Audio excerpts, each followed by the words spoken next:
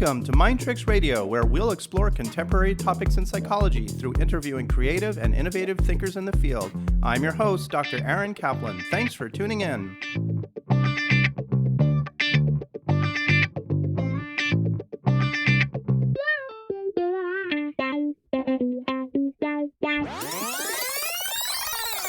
A few years ago, I had Dr. Liza Wacker on the podcast to talk about perfectionism, what it is, why it develops, and how costly it can be.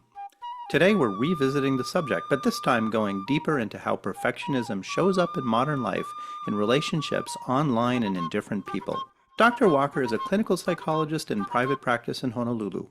For the past 20 years, she's helped women in all stages of recovery from disordered eating, as well as guiding high-achieving women struggle with anxiety, stress, and burnout. She's passionate about helping her clients create more calm, balance, and connection. Hey, Liza, welcome back. It's so great to see you. Thank you for having me, Aaron. It's great to be here. I had you on the show a few years ago. It was probably even before COVID, now that I think about it, because we did that interview in person, and I don't know, we would have done that while COVID was going on in the very beginning.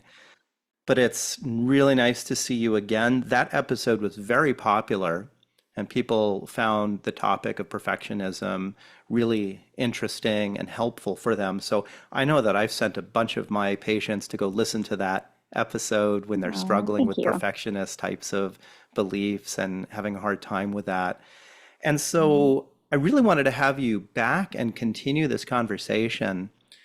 I thought today that maybe what we would do is sort of kind of go beyond the basics of what we talked about last time. So the first thing I want to do is, if listeners are listening to this episode, please go back and listen to Dr. Liza's first interview I did with her, where we talk about some of these basics about perfectionism. And also we talk a little bit about your bio, your beginnings as a teacher, and the other things. And so we won't talk so much about that today, since that's already covered. Maybe we'll just sort of dive into stuff. So, I think it would be helpful, Liza, just to do a quick recap, just to set the building blocks of this. Just tell us, what is perfectionism? What is it and what it is not? And when we just try to define it and look at it, how would you kind of define it? Well, perfectionism is a pattern of thinking and behavior where we set really high, unrealistic, almost impossible in some ways. We set these high standards, and our self-worth is tied into meeting the standards. And that's a really important part of the definition, because I think there's a misconception that perfectionism is about achieving excellence, or perfectionism is about the external product, getting the A, having the house looked perfect, playing a perfect game. But it's really about the core belief that we're not okay in some way. And that meeting that expectation means something about us. That we are lovable, we are worthy, that we're important, that we're deserving of acceptance. And then even if we go below that, there's a fear that if we're not perfect, that we will somehow be excluded from the group, whatever that may be. But I think that's really important to distinguish between what is externally focused, right? We're just trying to meet this goal, versus what is really about our self-worth, which is the perfectionism. Some people, when the concept of perfectionism come up, they say things like, I just really want to strive to be the best that I can be, and I want to push myself. And so when I'm not getting there, I'm just not happy with where things are at. I always want to be pushed to be the best that I can. What's wrong with that? And so how would we distinguish between perfectionism and just striving to be the best one can be? Brene Brown, she's a shame researcher. She wrote some great books. Yep. Gift of Imperfection, right? She coined that healthy striving sort of term. And the big difference between perfectionism and healthy striving is that healthy striving is focused on that goal. I would just like to be better at golf, or I would like to get the A in my class. Perfectionism is I need to do this in order to feel that I am a good athlete. I need to get the A, or I'm really not a good student at all. So it says something about us when the outcome isn't perfect. I think there are some ways, some questions we can ask ourselves that help us determine which it is. The first would be, does it feel good to you? Because if we're going for the goal, ideally it would be inspiring. We would be energized. You know, we would note the progress. We'd be excited about it. We'd be wanting to do it. Perfectionism doesn't feel that way. Again, because underneath it is this big fear of what is this going to mean about me if I don't get there? So we're not enjoying it. We're not having a good time when we do it. Yeah, well, when you're beating yourself up because you're not reaching the perfection, that certainly isn't going to feel good. Mm-hmm, It's like mm-hmm, self-flagellation or something. mm-hmm, mm-hmm. Yeah, absolutely. And then the second is what's our why? So kind of relating to the first question, but is my why that I want to do better in this class because I want to learn more, because I want to achieve more, because I'm interested in the subject? Or is my why that I need to get the A, or I'm not smart, I'm stupid, I shouldn't be in this class, I should just drop out of my major? What's my why? So that helps us distinguish between, is this perfectionism or is this just striving, right? Is this the healthy striving? Yeah. And then the third is, can I make mistakes along the way? Is it okay for me to make mistakes? Or does the mistake just validate that I don't feel worthy? So I imagine if somebody makes a mistake and they're coming from a perfectionism standpoint, they feel pretty crappy when the mistake happens, kind of beat Oh, up on absolutely. themselves. Right. It means something about me rather than it's just a step towards my goal. Okay, I will understand that these things that I didn't get right in my report, my boss gave it back to me, and the things that weren't right, I just see these as areas of growth, ways of moving forward versus I'm not good at my job. Everyone will think I suck at this, Mm-hmm. Yeah, that's a very good right? I distinction. don't know what I'm doing. We're seeing the mistakes that way. I was listening to a therapist speak a year or so ago, Catherine Schaffler, and she went back to the Latin root of the word perfection. Per is complete and facere is done. So originally, perfect just meant something that was completely done. Wow. So when you say she was a perfect stranger, we don't mean she was a stranger without challenges or mistakes. It just meant she's a complete stranger. So I think it's helpful if we think about the word perfect as just being complete, that the complete picture, whatever it is, the complete game, the complete dinner party, the complete report, it's complete in its whole, in its strengths and in its challenges, rather than the current definition, which means that it had no mistakes. Very interesting distinction there in the semantics. That's really neat. It's kind of interesting how the meaning of words morph over time and take on meanings that they didn't have before. So I like that. Lisa, you were talking before about how one sees oneself and the values they have and comparing themselves to a perfect version of themselves or what they're trying to do and making it about that rather than the journey there, including the mistakes and everything. And in our first episode, we touched a little bit upon the origins of why people tend to develop perfectionistic types of core beliefs. And I know that some of them Mhm. have to do with family of origin. Could you review some of the major pathways that lead people to have this type of perfectionistic ways of thinking? Where does it usually stem from for people? But sometimes it comes from overt criticism, this overt criticism from the important adults in our world. And that could be family of origin, it could be teachers and coaches or people in our religious communities where shame's coming up. Shame's coming up from the criticism. I am not enough. I'm a mess. I'm bad. So the perfectionism arises because it's we're really trying to conceal our imperfect selves. The self that believes these things, the criticism that came about. That's one path. Yeah, the messages that people internalize when they are growing up and have people conveying things to them about themselves.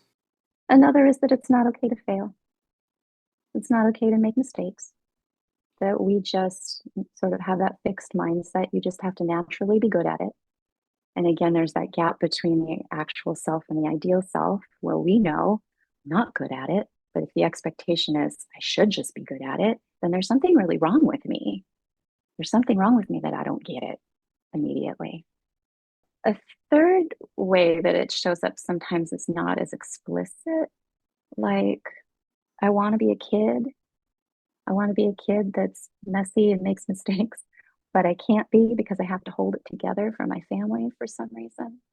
Maybe like a role that that person plays in the family dynamic Mm-hmm. that Mm-hmm. necessitates them to do it. I mean, the parents are working all the time. There's a bunch of younger kids, and so the oldest kid sort of has to be the surrogate Mm-hmm. parent, Right, that kind of thing. right, Yeah. right. Or if there's any kind of mental health issue going on for mom and dad, I can't be one other thing that they have to be sad about. I don't want my mom to have to worry about me, or I don't want dad to be angry.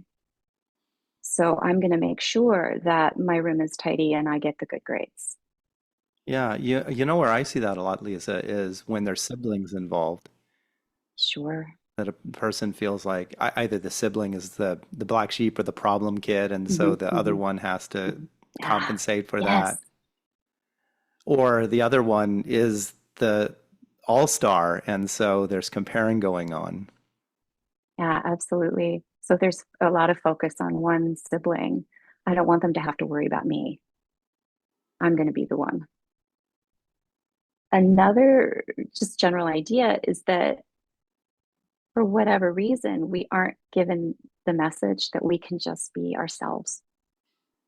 And we all know that our actual selves have a combination of things we're good at and things we're not, and things we excel at and things we're not. We make mistakes. We may be different from our family, but we're given the message in whatever system or maybe multiple systems that that's not okay. So then the perfectionism is arising to protect us from the rejection or the abandonment that might come if our actual selves were out there in the world. Yeah, most people who have kids see a big change in behavior and attitude going from childhood into adolescence, not just with your own children, but with the entire peer group. There just seems to be a lot more anxiety that pops up around that time and just sort of more interpersonal dynamic issues and whatnot. Would that be sort of an example of that, maybe a time where that occurs? Well, we want to be part of the herd, right? We don't want to be we don't want to be cut from the group. We're trying to figure out is my actual self, is my real self going to be accepted? Am I going to be deemed worthy and loved and part of this? Like you mentioned adolescence, right? As we are getting older, there are more systems, more complicated systems where maybe we're employed. Okay, well, there's a different standard of excellence there that might be more challenging than maybe the one we had in school. Maybe not, could be. We also have social media, all the messages about the ideal that come multiple times a day from social media. Lisa, let's talk a little bit about gender. You know, I know you see both males and females, I know that, but you sort of specialize a lot. You see a lot of women, Mm-hmm. and I know our last episode we did, you talked quite a bit about some of the types of perfectionism thoughts that especially show up with women. I'm wondering, like, can we say anything just from our clinical experience and our background, how perfectionism might show up differently between males and females, just kind of off the cuff? What are some of your thoughts Mhm. about this? How is it maybe similar? How is it different? Like, what kinds of themes tend to come up between them? I think there are a lot of similarities when we talked about the family of origin issues and the systems issues. I think a big one for men has to do with emotional regulation. So when we think about ideal and what the ideal male expectations are growing up in some of these systems, it can be something like to not be weak, right? Don't cry. So if you're going to be a strong, capable guy, you better keep that feelings under wraps. You Yeah. can't have that. Kind of John Wayne as the vision of perfection, right? And it's going to depend certainly on the kinds of systems we're involved in, because we can think about cultural expectations. So maybe being the firstborn male in your family has certain expectations, and that might be very different than what you're feeling personally. That doesn't match the expectation that I am this way. What common themes of perfectionism do you see frequently with the women that you treat? Are there some themes there that are very common or typical ones? Oh, I think perfectionism shows up in so many different ways. Perfectionism doesn't come into the office described as perfectionism most of the time. Sometimes it does, because people are hearing about it, especially because I think Instagram and TikTok and things like that are talking about it more. So sometimes people have it, they have themselves self-identified as being perfectionist Yeah. and coming in asking for that. It, typically, it comes in looking like depression or anxiety. It kind of gets sneaky, right? It underlies a lot of the things that we talk about in therapy, like missed opportunities. You know, the person that says, I don't feel like I'm doing what I want to be doing in my life. I could have done this and I didn't. I could have done that and I didn't. I wish I had. Because the perfectionism keeps us from trying things unless we know we're going to be good at it. So I'm not going to go out for paddling because I'm probably not going to make the first crew. So I just won't do it. So you end up missing out on things. Or maybe there's a procrastination too. I will try it, but I'm not ready to yet. Yeah. And I need to get better. I need to lose some weight. I need to Mhm, work out some mhm, more, those mhm, kinds of mhm. things. Yeah, there's a correlation between procrastination and perfectionism. Because of that, I want to wait. And then unfortunately, what can happen is if we wait, then what we do or what we turn in isn't there's a natural consequence to that. We may not get the A on the paper because it was just turned in late. And then that further reinforces the idea, see, I'm not a good student. Yeah. Another way that that shows up is with burnout. People come and say, I'm really burned out. Burnout is when our expectations exceed resources. And with perfectionism, these expectations are unrealistic, impossible, of course, they're going to exceed our resources that we have. And burnout happens when all of those good replenishing behaviors that we do, hanging out with friends or eating, sleeping, exercising, movement, they're not happening. So we're not replenishing our resources, and we're sacrificing those things in order to keep trying to be perfect. So we get burned out.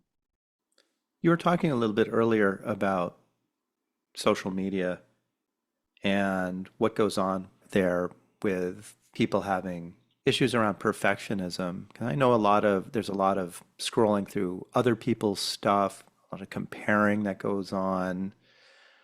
And it's obviously, this is sort of a relatively new angle on perfectionism, not something that you and I grew up with in the same way. Sure, Right, is sure.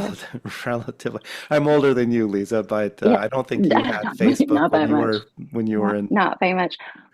But you know what, Aaron? I was thinking back to the late nine, I'm dating myself here, but the late 90s, early 2000s. Hmm. And I was new psychologist. And when I came back to Hawaii, I was doing talks in high schools and in colleges to students about media literacy. And when we thought about media literacy at that time, it was magazines. It was magazines. And so I remember this video that I used to show, and I wish I could remember the name of it, but it was sort of related to the beauty myth. And it showed how images were doctored by computers in order to make the model look skinnier, look taller, have bigger boobs, right? And it was an effort to show that the models that people were seeing were not actual women. Or the fact that that guy looked so muscular, that's not really what the model looked like. They added bulk, right? And now we can do that on our phones. But then it was an effort to show that the ideal and the actual, there's a big gap there. But with social media, we're bombarded by the ideal images multiple times a day, whereas we weren't looking at magazines as often as we're looking at our phones. Yeah. So do you think that's gotten worse then? I mean, obviously, well, from what you're saying, I mean, there was always media that people looked at to compare themselves to and Mm-hmm. potentially feel Mm-hmm. badly about themselves. But is this Mm-hmm. making things worse, do you think? I think it makes it worse just because of the frequency Hmm. and the access that we have to it. The other part is that with the magazines, we were just receiving.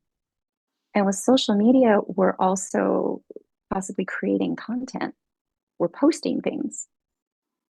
And if I don't feel like who I am actually is going to be okay, then I have to portray something that is more close to the ideal. So I'm not going to post the picture of myself looking like I normally do 98% of the time. I'm going to post the picture of the 2% of the time when I look as close to the ideal as I can, like my highlight reel. Right. And when we do that, it just reinforces this idea that my actual self is not okay, wouldn't be accepted, wouldn't be deemed worthy. And that goes for not just physical appearance, but the activities that one is posting that they're doing, the Absolutely. fabulous dinner party or the Right. country that they're visiting or whatever thing it is that just looks absolutely amazing. And that's just kind of a 24/7 bombardment of media there. Yeah. Yeah. Thomas Curran is a perfectionism researcher, and he cited a study that just 1 hour less of social media per day significantly decreases anxiety and depression. Wow. 1 hour less. And so I was thinking it's not just about the decrease in frequency, but it's also what would you do with that hour if you weren't scrolling? Yeah. It's a lot of time. Right. And then the choices that we make to fill that hour are potentially more emotional tank filling, satisfying than if we spent the hour on social media. So are you just sort of constantly reminding your patients about the benefit of cutting back in social media? Yes. I do too. Yes. Yeah, Yeah. I am. I am. And also asking the question like, why? To ask the why. Why am I scrolling? And how do I feel afterwards? For me, the answer is almost always from other people. I don't really know. I'm just sort of bored and I just do it automatically and I almost never feel good. I mean, that's universally the answer you usually get. Right. And then the follow up would be, well, what would you do with the gift of that hour? What would you do? I don't know. Okay. And I think that's a nice place to pause and explore.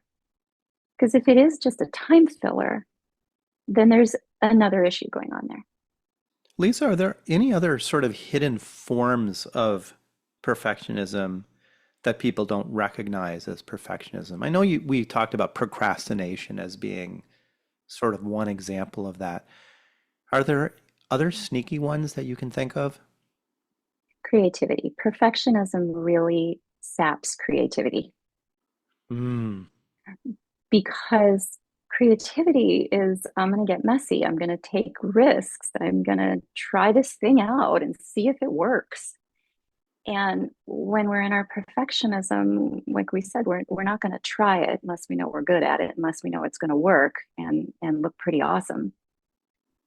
So I'm not going to get into my creativity. So it could come up as like a writer's block or some other speed bump that's getting in the way of us showing our actual selves. Another way would be people pleasing. How so?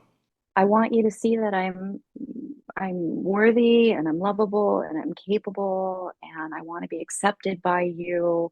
So I'm going to be the mirror of what it is that you're wanting. Yeah, interesting. I want to look perfect in your eyes. So I'm going to say yes to what it is you want rather than saying no, or rather than telling you I would like it done this way. We're going to go ahead and go with your idea. What about seeking reassurance? Is that something that you see coming up a lot? People that are constantly needing reassurance from people and kind of unsure whether or not to trust their own instincts about what they're doing? Yeah, adjacent to people pleasing, the reassurance is I want to know that I'm doing okay in your eyes, that you think I'm on the right track, that I'm getting the approval, that I'm part of the group. So it's not about whether I think that it's good. And it's certainly, like we said, not about the external goal anymore. It's about how you and I are relating. Do you think I'm okay? The problem with that is that what we need to heal is our own beliefs about ourselves, our own feelings of worthiness, our own feelings of love and acceptance of ourselves. And so your opinion is not necessarily going to be enough for me. So I'm going to need to ask you many times because I only get a relief for a very short period of time. And I may not need to just ask you, I may need to ask 5 of my friends also because I don't get an answer that's really satisfying for a very. Plus, people don't believe other people when they seek reassurance. That's classic, also, isn't it? Right, right. Because what you're saying is different from my opinion of myself. Does this kind of like endlessly revising come into this as well? Just sort of like never quite completing things or having difficulty completing things because it's just not ever to the point where one thinks it's perfect.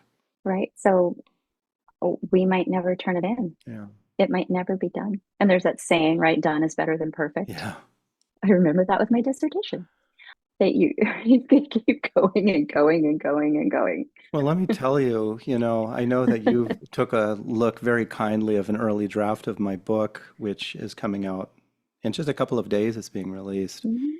And boy, talk about like a very difficult process. Like, just every time I read it and reread it, to me, it was just awful. And I could have easily not published it. And now when I look back at it, Mhm. now that I see it in printed form, I open up to a page, I'm like, oh my God, this is terrible. What was I thinking? But I guess you have to just Mhm. resist that because if you Mhm. want to publish something, you want to complete something creative, then you really have no choice but to just go for it. Like, obviously, you need to get something to a place where you feel okay about it. And I guess figuring out where that is not always easy, but it's definitely not perfect. That's not going to work. That idea of good enough. Yeah. You worked really hard on that. And at some point you needed to say, and I'm gonna go ahead and take the risk and put it out there. Yeah, exactly. Right? Take the leap. Lisa, let's talk a little bit about perfectionism in relationships.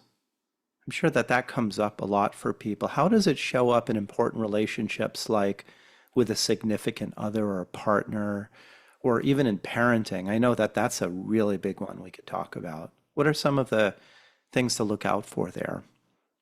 Well, most of the time when we're talking about perfectionism, we're talking about the self-perfectionism, that I have a different standard for everybody else, but for me, it needs to be perfect.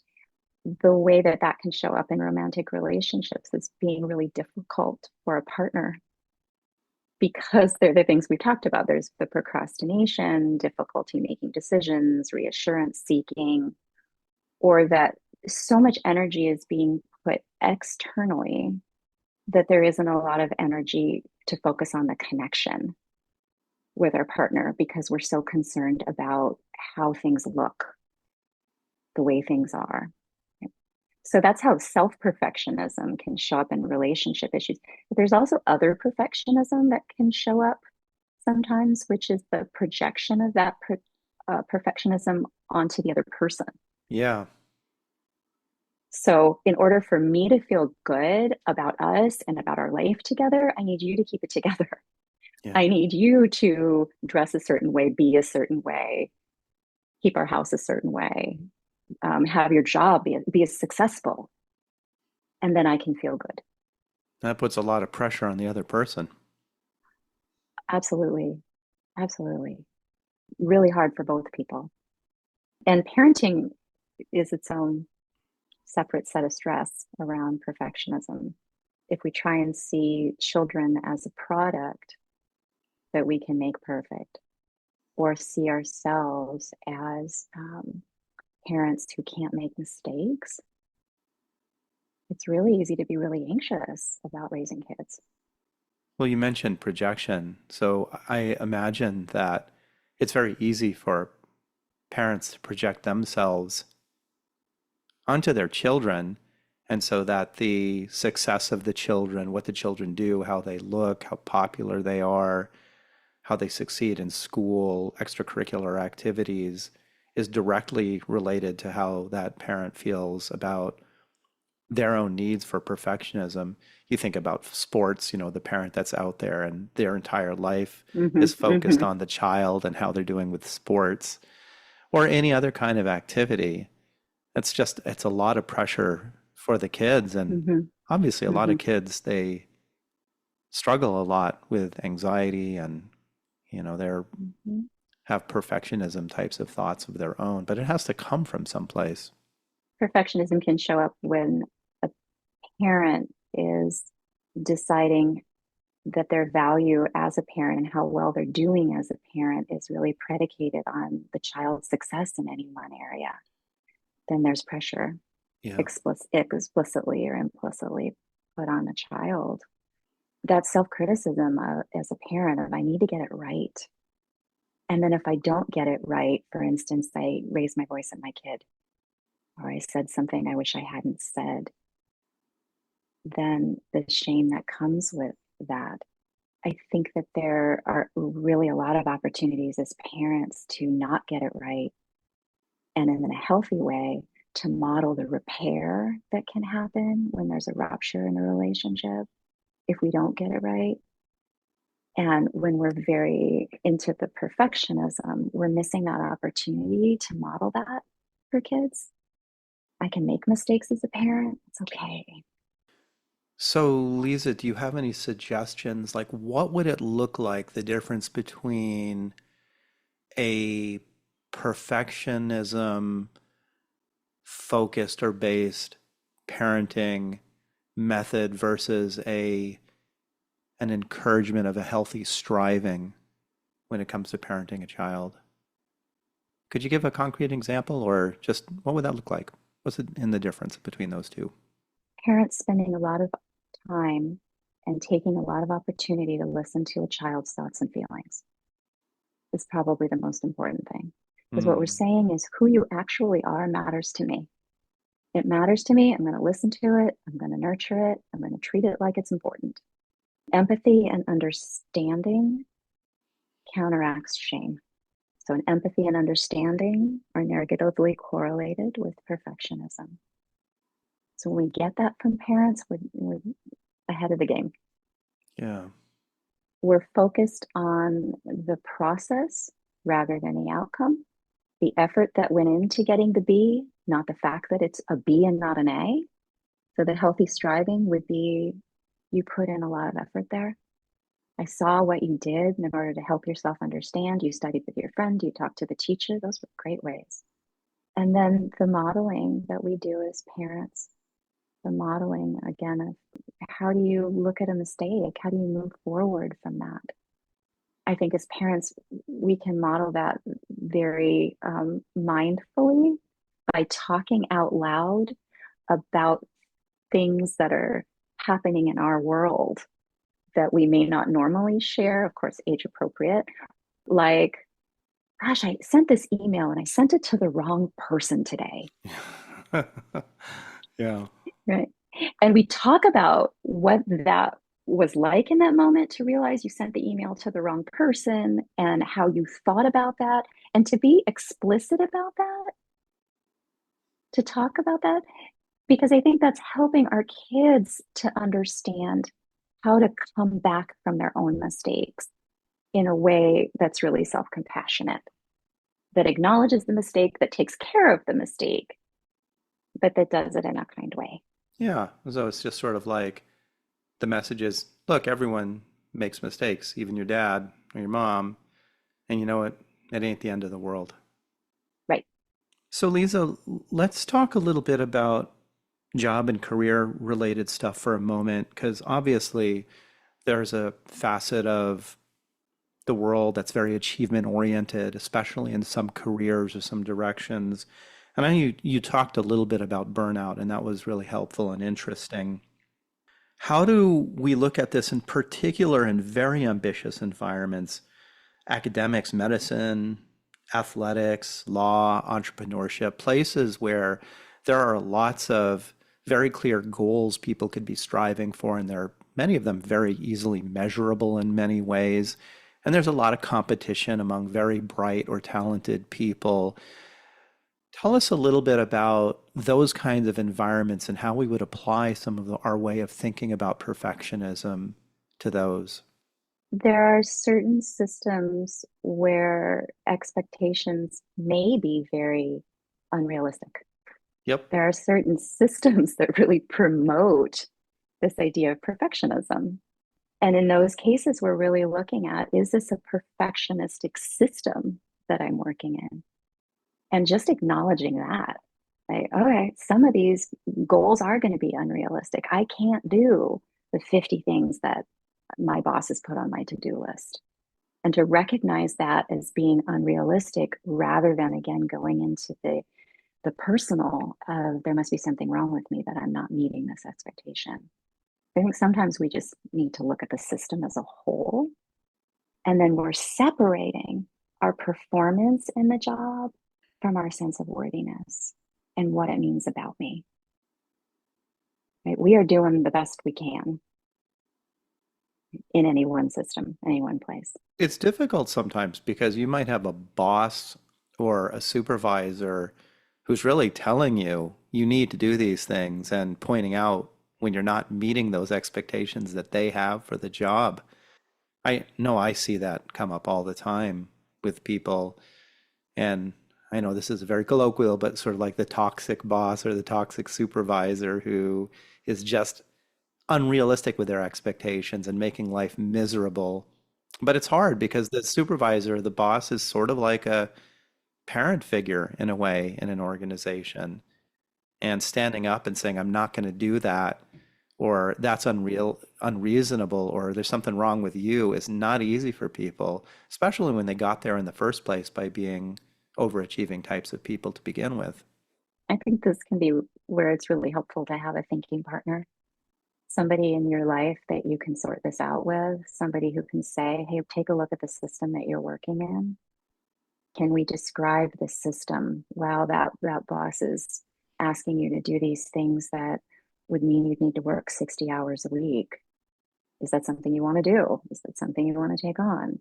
Is that realistic for you? Does that make sense for you? What's your why? And can help you explore a little bit about that and to separate what's happening externally from your feelings that you have about yourself. Where no, it doesn't mean that I'm not good at my job or I'm not a good worker. It means that the system is actually asking me to do something that I don't want to do. I'm choosing not to be the person who works 60 hours a week. I must have had that conversation with people a million times in my Hmm. career Hmm. already. And here's the Right? double whammy, Lisa, that when you have that conversation and the person starts contemplating leaving that job, then there's the issue of, well, I'm failing at this. I'm leaving and I'm failing, and I might take another job, and that other job might even pay less because the one that's going to say it's okay to work only 40 hours might not pay as much as the one that's demanding you work 70 hours. And the pay cut is like a failure. Like there's so many thoughts of failing baked into the idea of leaving a job, especially when it's a high status type of job. Yeah, I think when we're looking at that success and failure, and we're looking at those are really strong words, and those are strong words that evoke a lot of emotional feeling. Yeah. So if we take it out of failure, which is personal, and we describe it instead, what does this mean? It doesn't mean I failed. It means I'm choosing based on what's going on in my life to only work 40 hours a week rather than 60. But separating ourselves from that idea that that means that we failed, it's not an easy thing to do, especially if perfectionism has been with us for all of our lives. How does this sound, Lisa? Instead of a failure, it's a strategic pivot. Ah, I love that. A strategic pivot. A I'm going to use that, Erin. It's a strategic strategic pivot. pivot. Yeah, Right. taking ownership of the decisions you're making Mm-hmm. because they're better for you. Mm-hmm. What about sports and athletics? When we're talking about this idea of like these sort of standards, I mean, oftentimes with sports, there's a winner and a loser, right? Yeah, I think we're going into our why. Why am I doing this? What's this about for me? Do I want to be a better baseball player, or do I need to be a perfect baseball player because I don't want to be the lazy guy my dad said I was, or not good at baseball like my little league coach says I was? Am I trying to prove something? Or is this about the love of the game and my enjoyment of it and my want to keep improving? Because that feels good to me. Lisa, let's talk a little bit about what you do in your therapeutic practice on this issue when it comes up. And I know there's a number of things that are very, very helpful. You talked last time a bit about the importance of self-compassion in challenging perfectionistic thinking. Maybe you could say a few words about that. And then let's talk about some other things that are helpful for people when they're working on perfectionism thoughts. Self-compassion is important because it's ideally what we would have been developing in our family of origin, right? Self-compassion isn't this fluffy, pink, soft thing where everything we do is okay. So I Yeah. just want to start off with that. Self-compassion is mindfully naming or describing the situation without a lot of emotional language. So rather than, I'm so stupid that I sent the email incorrectly, all that happened was I sent the email to the wrong person. And that still may not feel good, but it doesn't feel as difficult as if we're using emotional personal language. So self compassion is about mindfully describing it. It's about being kind in the way that you're talking about it. Lots of people make mistakes. Yes, it's important that we repair it if we need to do that, that we take responsibility for it if we need to do that. But we can make mistakes. And then the third part of self compassion is just that shared humanity. You are not the first person who has sent an email incorrectly, Yeah. right? Lots of people have done that. Well, one thing that I do quite a bit, and I'm sure you probably do this too, is when you have a patient who is really beating up on themselves for a mistake they made, you turn it around, right? Like, what would you say to your best friend or somebody you really cared about if they did the exact same thing? Gosh, it's almost never the same kind of vitriolic, beating up on, that person the way that you do for yourself. And that's really telling, isn't it? Absolutely. So we're starting to generate that kind language. And then to point out, you already have that language within you. Yeah. You know what that sounds like. You know what that is. You feel that when we think about it, that mistake happening to your brother, your sister, your mom, your best friend, you can feel that compassion come up within you as you said that. Hey, it's okay. That happened to me once. I understand. It's okay to make mistakes. You feel that compassion within you, and that's the same compassion that we want you to have for yourself. So, Lisa, self-compassion is obviously a really big part of what we need to do to work on our thoughts Mhm. about perfection. And this leads very well into the sort of cognitive behavioral aspect of our thoughts and then how we act and how they feed back on each other. Let's talk a little bit about that, sort of cognitively to start with. What kind of thoughts are we looking out for, and how do you work with people to identify those and try to change them? We might start with what were the messages that you received about performance, about how things needed to look or be or achievement growing up in the different systems that you were in. What were those messages? And to really be very concrete about it, let's make a list. What were those? How many of those are still with you today? And how do they show up in your life? I also think it's helpful to look at where those messages may have come from. As we're talking about family of origin, where did they come from for your parents? Did your parents grow up in a home where that was also the message that they received, either from your grandparents or from the larger community or the spiritual community they were a part of?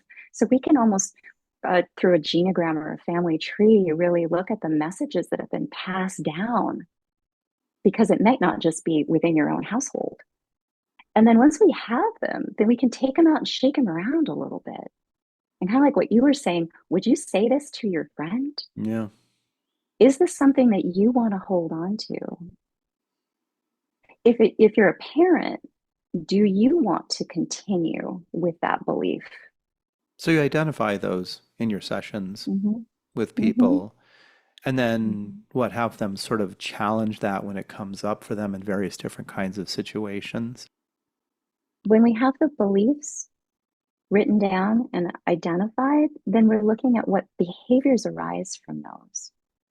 What are the kinds of behaviors? And we talked about them: the overchecking, seeking reassurance, procrastination, excessive organization, avoiding situations where you might fail. So, from the beliefs are the behaviors that we might do.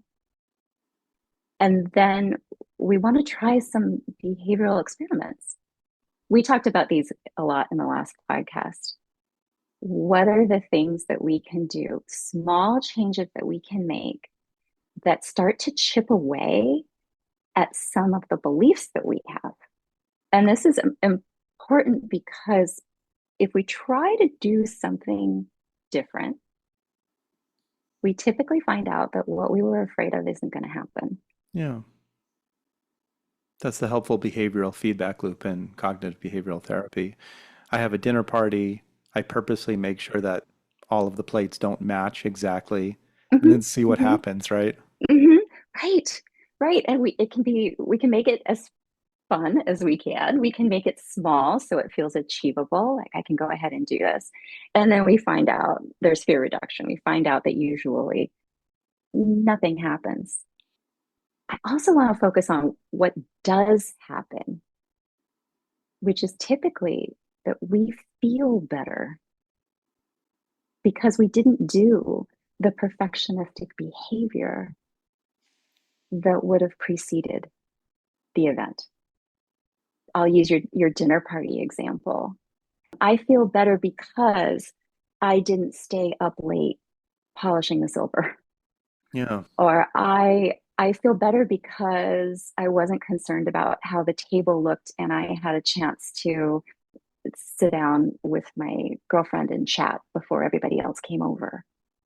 What did we gain back by letting go of the fact that all the plates needed to match? Yeah.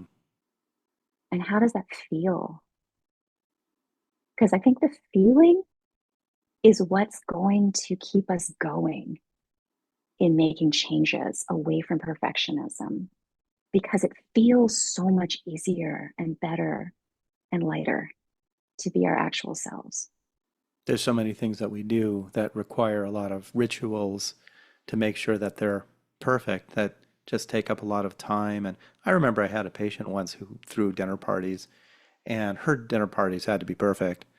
And so if she didn't have matching plates, like say some blue ones and green ones, she went out and she got some red ones and all of the plates were red. But guess what? She also had to get red curtains to hang up and other things that perfectly color coordinated. So it costs a lot of money, it costs a lot of time. The dinner parties were exhausting, and so she tried not to have them too often. And that was kind of a bummer. So I can see how behaviorally there's a whole cascade of effects that happen when one just sort of eases up on that, and the entire process becomes a lot more pleasant. Yeah, the resources that we have to use in order to try and get that perfection, resources that we might want, might be more fulfilling to be used in other ways. Yep. Part of the work is saying, if I'm not perfect, who am I? Yeah. What am I about?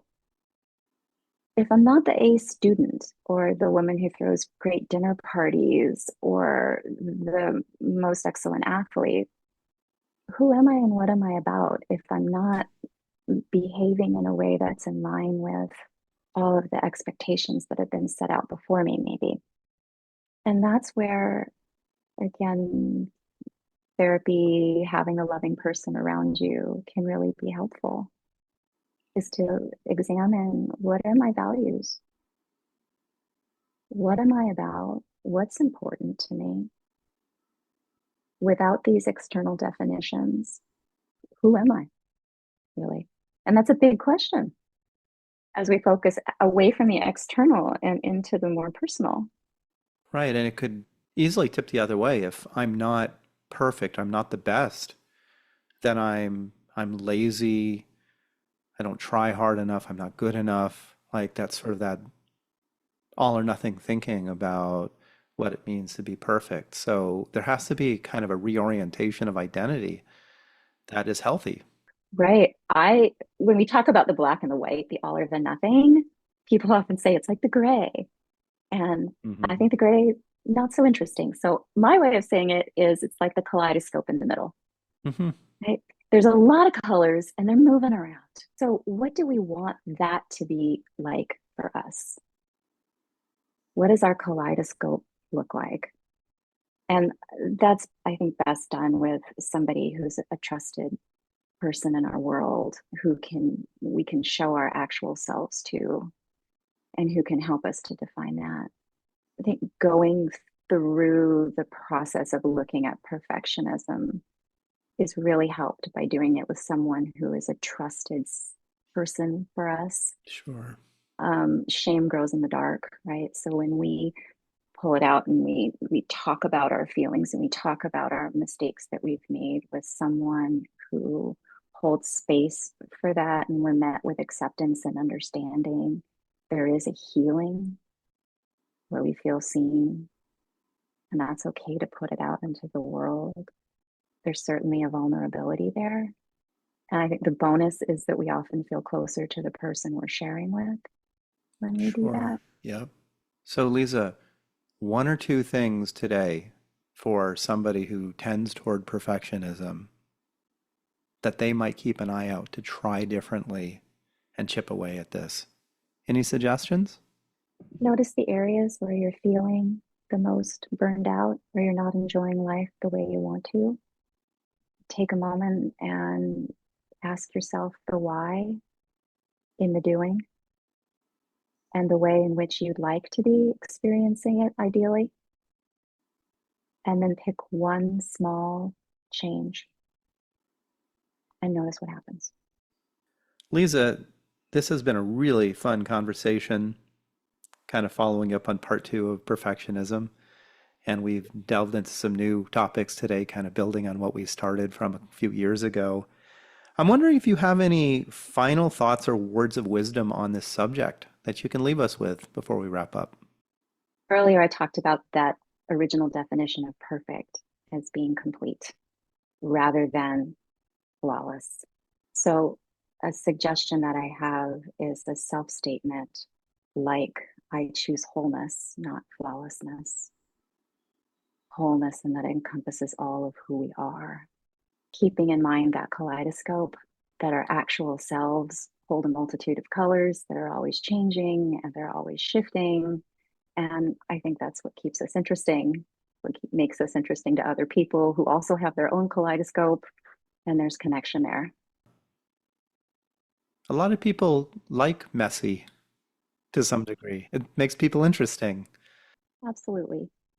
Just, somebody who's not showing up as perfect, but showing up as complicated in lots of different interesting sort of ways and not perfect. To me, that's interesting anyway. I like people who are taking risks and not always succeeding at them and trying again or trying different things, strategically pivoting. Because we all are.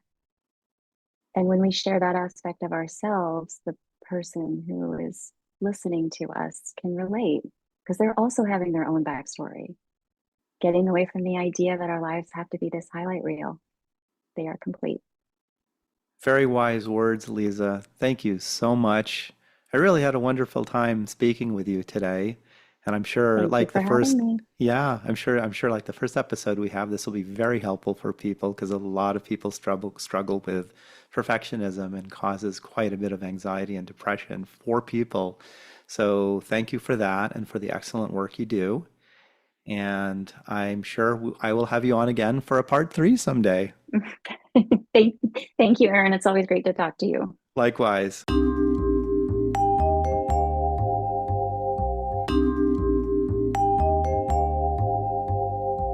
Thank you for listening to MindTricks Radio. I hope you have enjoyed the program.